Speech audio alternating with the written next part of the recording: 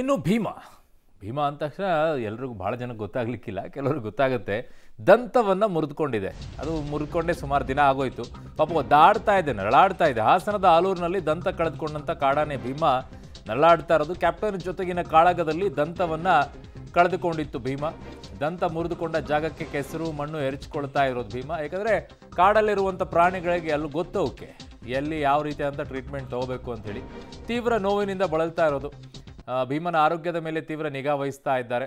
ನೋಡಿ ಏನಾಗ್ಬಿಡುತ್ತೆ ಅಂದರೆ ಪರಿಸ್ಥಿತಿಗಳು, ಸಾಮಾನ್ಯವಾಗಿ ನಾವು ಮನುಷ್ಯರೆಲ್ಲ ಹೇಳ್ಕೊಳ್ತೀವಲ್ಲ, ತಲೆ ಗಟ್ಟಿ ಇದೆ ಅಂತ ಹೇಳ್ಬಿಟ್ಟು ಬಂಡೆಗೆ ಜಜ್ಕೋಬೇಡ ಅಂತ ಹೇಳಿ, ಆಗುತ್ತಾ ಬಂಡೆಗೆ ಜಜ್ಕೊಳ್ಳೋಕ್ಕೆ? ಹಂಗೆ ಈಗ ತುಂಬ ಆ ಟೈಮಲ್ಲಿ ರೋಷದಲ್ಲಿದ್ದಾಗ ಹೋಗ್ಬಿಟ್ಟು ಕಾಳಗದಲ್ಲಿ ಗುದ್ದಾಡಕ್ಕೆ ಹೋದಾಗ ಇಡೀ ಅದರ ದಂತ ಮುರಿದು ಬಿದ್ದಿತ್ತು.